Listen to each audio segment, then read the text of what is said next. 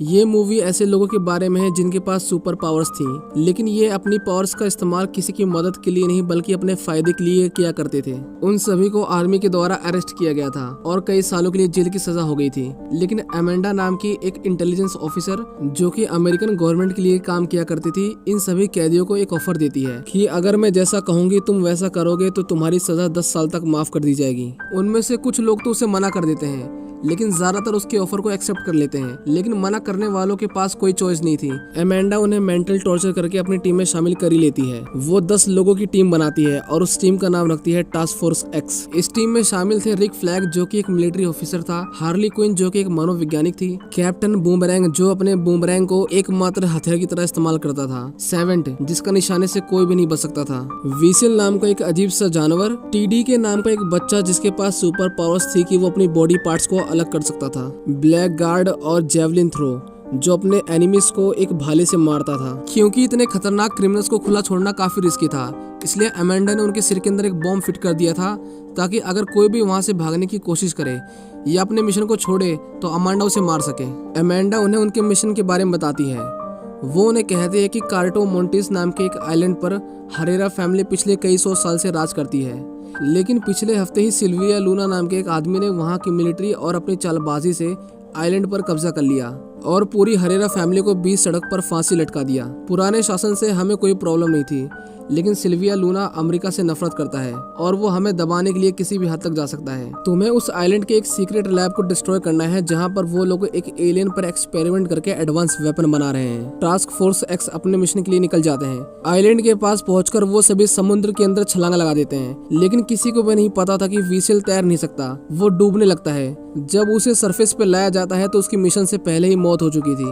वो सभी अपने वेपन्स को लोड करते हैं, पर यहाँ पर हम देखते हैं कि ब्लैक गार्ड दुश्मन का खबरी था। इसका मतलब उसने उन सभी को धोखा दिया है और बहुत सारे सोल्जर्स उनका पहले से ही वहाँ पर इंतजार कर रहे थे। वो उन्हें कहता है कि मैं तुम्हारे साथ हूँ, मैंने ही तुम्हें इस मिशन की डिटेल्स दी थी, लेकिन सोल्जर्स सबसे पहले उसी को ही मार देते हैं। अमेंडा उन्हें कहती है कि हम अपने मिशन को रोक नहीं सकते, तुम्हें आगे बढ़ना होगा। टीडी के अपने पावर्स का इस्तेमाल करता है जो कि उनकी किसी भी काम नहीं आती और एक एक करके सभी मेंबर्स मारे जाते हैं। सेवेंट इस तरह सभी को मरते देख डर जाता है और वहां से भागने लगता है। अमेंडा उसे वार्न करती है कि तुम अगर मिशन छोड़ के गए तो मैं तुम्हें मार दूंगी, लेकिन वो इस बात को नहीं सुनता। इसीलिए अमेंडा उसके सिर में लगे बॉम्ब को एक्टिवेट कर देती है, जिसके ब्लास्ट से वो एक दर्दनाक मौत मारा जाता है। जेवलिन मरते वक्त अपने भाले को हार्ली क्विन को दे देता है और अब उनकी टीम के अंदर सिर्फ हार्ली क्विन और रिक फ्लैग ही बचे थे। लेकिन यहाँ पर अमेंडा का मिशन फेल नहीं हुआ था, बल्कि उसने बैकअप के लिए एक और टीम बना रखी थी जो उस आइलैंड के दूसरे किनारे से एंटर करते हैं। इस टीम में टोटल 5 लोग थे,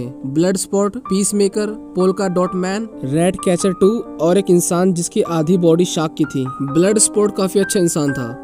वो तो इस मिशन का हिस्सा भी नहीं बनना चाहता था, लेकिन अमेंडा ने उसकी बेटी को जेल में डालने की धमकी दी थी, इसलिए उसे यहाँ पर आना पड़ा। वो सभी थोड़ी देर के लिए आराम करते हैं, लेकिन शार्क को भूख लगती है, इसलिए वो उस लड़की को खाने की कोशिश करता है। टीम के लोग उसे रोकते हैं और उसे मारने वाले थे, लेकिन किंग शार्क वादा करता है कि वो अपनी टीम को नहीं खाएगा। अमेंडा उन्हें बताती है कि रिच फ्लैग को दुश्मन ने पकड़ लिया है, उसका जिंदा रहना मिशन के लिए बहुत जरूरी है, तुम्हें उसे बचाना होगा। वो दुश्मन की कैंप में जाते हैं और शार्क सभी को खाने लगता है। पीस मेकर और ब्लड शॉट तो एक दूसरे से लोगों को मारने का कंपटीशन ही कर रहे थे, लेकिन थोड़ी देर बाद उन्हें पता चलता है कि जिन लोगों की उन्होंने जान ली वो उनके दुश्मन नहीं थे, बल्कि वो तो रिक की मदद कर रहे थे। एक लड़की अपने दोस्तों की मौत से काफी गुस्सा थी, लेकिन रिक उसे शांत करता है। दूसरी तरफ लैब के अंदर थिंकर नाम का एक साइंटिस्ट सिल्विया लूना को स्टारफिश एलियन के बारे में बताता है, जिसके शरीर से निकलने वाले छोटे छोटे स्टारफिश ह्यूमंस के ब्रेन को कंट्रोल कर सकते हैं। हार्ली क्विन को उन लोगों ने बंदी बना लिया था। उसे नए कपड़े दिए जाते हैं और उसे सजाकर सिल्विया लूना के सामने पेश किया जाता है। ऐसा इसलिए किया जा रहा था क्योंकि हार्ली भी अमेरिका से नफरत किया करती थी। सिल्विया हार्ली से कहता है कि वो उसे शादी करना चाहता है और अब जो वेपन्स हमारे पास है उससे हम पूरे अमेरिका पर राज करेंगे। हार्ली को उसकी बातों से कुछ भी फर्क नहीं पड़ रहा था, लेकिन जब वो उसे कहता है कि इस जंग के अंदर औरतें, बच्चे, बूढ़े सभी मारे जाएंगे, तो हार्ली उसे शूट कर देती है क्योंकि वो इनोसेंट लोगों की जान नहीं लेती थी। गन की आवाज सुनकर मिलिट्री वहां पर आ जाती है जो हार्ली क्विन को अरेस्ट कर लेती है। दूसरी तरफ टास्क फोर्स आगे बढ़ रही थी। पीस मेकर डॉट मैन से थोड़ी दूरी मेंटेन करने के लिए कहता है क्योंकि बार बार उसकी बॉडी पर कलरफुल डॉट्स आ जाते थे जो कि बहुत ही खतरनाक हैं। डॉट मैन उन्हें बताता है कि उसकी मदर ने उन सभी को सुपर हीरो बनाने के लिए उनके ऊपर एक्सपेरिमेंट किए, लेकिन उसके अंदर तो ये वायरस सुपर पावर बन गया, लेकिन इसकी वजह से उसके भाइयों की मौत हो गई। वो सभी शहर के अंदर दाखिल होते हैं और अपने भेष को बदल लेते हैं।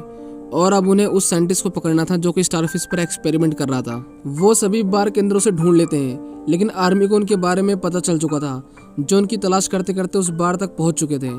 रैट कैचर साइंटिस्ट को पीछे के रास्ते से निकाल लेती है, लेकिन पीस मेकर, रिक और ब्लड स्पॉट पकड़े जाते हैं। उन तीनों को जनरल के पास लेके जाया जा रहा था, जहां पर उन्हें पता चलता है कि हार्ली क्विन अभी तक जिंदा है। वो सभी उन्हें मारकर वहां से एस्केप कर जाते हैं और अब उनका सबसे पहला मिशन था हार्ली क्विन को बचाना। हम देखते हैं कि प्रेसिडेंट हार्ली को टॉर्चर कर रहा था, लेकिन वो उन्हें कुछ भी नहीं बताती। उनकी टीम हार्ली को बचाने के लिए पैलेस तक पहुंच चुकी थी, लेकिन प्रेसिडेंट के जाने के बाद हार्ली गार्ड को मारकर लॉक को खोल लेती है और सभी को मारते हुए वहां से बाहर निकल आती है। लेकिन टास्क फोर्स को नहीं पता था कि वो बाहर आ चुकी है। जब हार्ली उन्हें देखती है तो वो बहुत ज्यादा खुश होती है, क्योंकि उसे उम्मीद नहीं थी कि कोई उसे बचाने के लिए आएगा। अब उनका आखिरी मिशन रह गया था, जो था उस लैब को डिस्ट्रॉय करना। साइंटिस्ट गन पॉइंट पर उन्हें अंदर जाने में मदद करता है। उनकी पूरी टीम अंदर जाकर डिवाइड हो जाती है। ब्लड स्पॉट, पीस मेकर और शार्क बिल्डिंग में बॉम्ब लगाते हैं और बाकी बचे हुए लोग प्रोजेक्ट स्टारफिश को डिस्ट्रॉय करने के लिए जाते हैं। साइंटिस्ट उन्हें लैब के अंदर लाता है, जहां पर हम देखते हैं कि स्टारफिश लोगों के चेहरे पर चिपके हुए हैं और ह्यूमंस की बॉडी पार्ट्स को काटकर उन पर एक्सपेरिमेंट किए जा रहे थे। वो साइंटिस्ट उन्हें बताता है कि ये एक्सपेरिमेंट पिछले 30 सालों से किया जा रहा है। ये एलियन सबसे पहले अमेरिका में मिला था, लेकिन वो लोग अपने देश के अंदर ये एक्सपेरिमेंट नहीं करना चाहते थे, इसीलिए उन्होंने इस आइलैंड पर उस एलियन को भेज दिया और सीक्रेटली उसे फंडिंग देते रहे। इसका मतलब ये था कि इन सभी एक्सपेरिमेंट में अमेरिका भी इन्वॉल्व था और अमेंडा इस सच को बाहर आने देना नहीं चाहती थी, इसलिए उसने ये पूरा मिशन तैयार किया। जब रिक फ्लैग को पता चलता है कि उनके देश अमेरिका ने इतने सारे लोगों की जान ली, तो वो काफी इमोशनल हो जाता है और डिसाइड करता है कि वो इस सच्चाई को पूरी दुनिया को बताएगा। वो कंप्यूटर से हार्ड डिस्क निकाल लेता है, जिसमें एक्सपेरिमेंट के बारे में सारी इंफॉर्मेशन थी। वहाँ पर पीस मेकर आता है, जो रिक के ऊपर अपनी गन को पॉइंट कर लेता है और यहाँ पर हमें पता चलता है कि अमेंडा ने उसे लैब के साथ साथ सारे डॉक्यूमेंट्स और सबूतों को डिस्ट्रॉय करने के लिए भेजा था। लेकिन अब क्योंकि रिक फ्लैग और रैट कैचर को सच्चाई का पता है, इसलिए पीस मेकर को उन दोनों को मारना पड़ेगा। दूसरी तरफ हम किंग शार्क को देखते हैं, जो कि एक बड़े से फिश टैंक के अंदर जेलीफिश देखता है। वो जेलीफिश देखने में बहुत ही प्यारी थी, इसलिए वो उनके साथ खेलने लगता है। उन्हें मिलिट्री ने चारों तरफ से घेर लिया था। हार्ली, डॉटमैन और ब्लड स्पॉट लैब के ऑफिस के अंदर छिप जाते हैं, पर सोल्जर उन्हें नोटिस कर लेते हैं और उनकी फायरिंग से पहले ही डॉटमैन उनके ऊपर एक्सप्लोसिव फेंक देता है। लेकिन वो बाय मिस्टेक उनकी बिल्डिंग में लगाए गए बॉम्ब से कोलाइड कर जाता है और एक के बाद एक एक्सप्लोजन स्टार्ट हो जाता है। किंग शार्क जिस फिश टैंक के सामने खड़ा था वो ब्रेक हो जाता है और वो मछलियों के साथ बहता हुआ अपने मेंबर्स के पास आ जाता है। पर हम देखते हैं कि फिशेस काफी खतरनाक थी। वो सभी मिलकर किंग शार्क को काटने लगती हैं और वो इंजर्ड होकर बिल्डिंग से नीचे गिर जाता है। उसकी बॉडी से काफी ब्लड निकल चुका था। ऊपर से सोल्जर्स उसके ऊपर गोलियों की बौछार कर देते हैं, पर उसे गोलियों का कुछ भी असर नहीं होता और वो उन सभी को खाने लगता है। पीस मेकर रिक को शूट करने ही वाला था, लेकिन बिल्डिंग कोलैप्स कर जाती है और वो सभी बुरी तरह से इंजर्ड हो जाते हैं। इतने बड़े ब्लास्ट की वजह से वो स्टारफिश आजाद हो जाती है और उस साइंटिस्ट को मार डालती है। रिक और पीस मेकर की बहुत एपिक फाइट होती है, जिसमें रिक उसे बहुत बुरी तरह से मारता है, लेकिन लास्ट मोमेंट पर पीस मेकर उसके दिल पर एक नुकीले पत्थर से वार कर देता है, जिसकी वजह से उसकी मौत हो जाती है। वो देखता है कि रैट कैचर यानी वो लड़की हार्ड ड्राइव को उठा लेती है और वहां से भाग जाती है।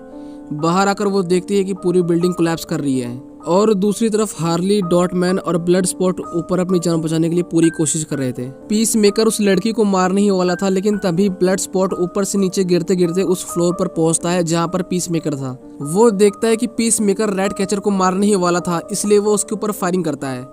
पीस मेकर भी उसके ऊपर फायरिंग करता है, लेकिन ब्लड स्पॉट की बुलेट साइज में छोटी होती है, जो उसके बुलेट से पास होते हुए पीस मेकर के गले में लगती है और वो मारा जाता है। रैट कैचर उसे बताती है कि पीस मेकर ने रिक को मार दिया है और ये एलियन एक्सपेरिमेंट अमेरिका ही करवा रहा है। लेकिन तभी वो एलियन स्टारफिश बिल्डिंग से बाहर निकलती है और हम देखते हैं कि उसका शरीर कितना भारी भरकम और विशालकाय था। उसके सेंटर में एक बड़ी सी आंख भी थी।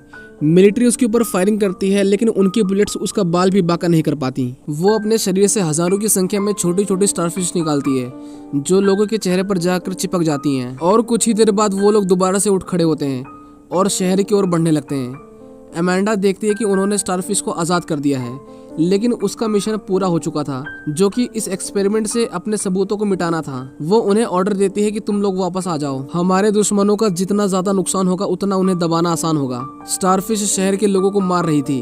वो इतने मासूम बच्चों और लोगों को मरते देना नहीं चाहता था, इसलिए वो उनके ऑर्डर को फॉलो नहीं करता और वो सभी स्टारफिश को रोकने के लिए चले जाते हैं। अमेंडा उनके ब्रेन में लगे हुए बॉम्ब्स को एक्सप्लोड करने की धमकी देती है, लेकिन कोई भी उसके ऑर्डर को नहीं सुनता अमेंडा जस्ट बॉम्ब के बटन को प्रेस करने ही वाली थी, लेकिन उसके साथ के लोग उसे मारकर बेहोश कर देते हैं, क्योंकि उन्हें भी पता था कि अमेंडा गलत कर रही है। वो सभी उनकी टीम को गाइड करने लगते हैं। ब्लड स्पॉट अपनी गन को अपग्रेड करके उसके ऊपर फायरिंग करता है। किंग शार्क को कुछ भी नहीं सूझता तो वो उसे खाना शुरू कर देता है। डॉट मैन उसके पैरों पर एक्सप्लोजन करता है, जिसकी वजह से उसे काफी नुकसान पहुंचता है, लेकिन स्टारफिश उसे अपने पैरों के नीचे कुचलकर मार डालती है। शहर के लोग ब्लड स्पॉट पर हमला करते हैं, लेकिन उसकी बुलेट्स खत्म होने की वजह से उसे हैंड टू हैंड कॉम्बैट करना पड़ता है। रैट कैचर शहर के सभी रैट्स को बुलाकर स्टारफिश के ऊपर हमला करवा देती है।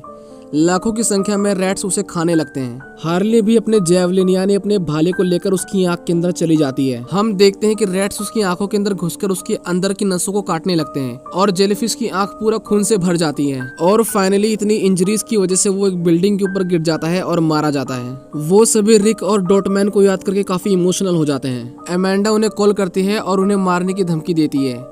ब्लड स्पॉट उसे कहता है कि अगर तुमने ऐसा करने की कोशिश की तो मैं एक्सपेरिमेंट की डिटेल्स पब्लिक कर दूंगा और सभी को अमेरिका का असली चेहरा दिख जाएगा। वो उससे डील करता है कि हम इस बात को सीक्रेट रखेंगे और बदले में तुम किसी को भी नहीं मारोगी। अमेंडा उनकी डील को एक्सेप्ट कर लेती है और उन्हें आजाद कर देती है। इस मूवी के लास्ट में हम देखते हैं कि वीवर, जो स्टार्टिंग में पानी के अंदर डूब के मर गया था, वो अभी तक जिंदा है और पीस मेकर इतनी गहरी इंजरी के बाद भी जिंदा है और फिलहाल अमेंडा की देख रेख में है। इसी के साथ ये मूवी यहीं पर खत्म हो जाती है।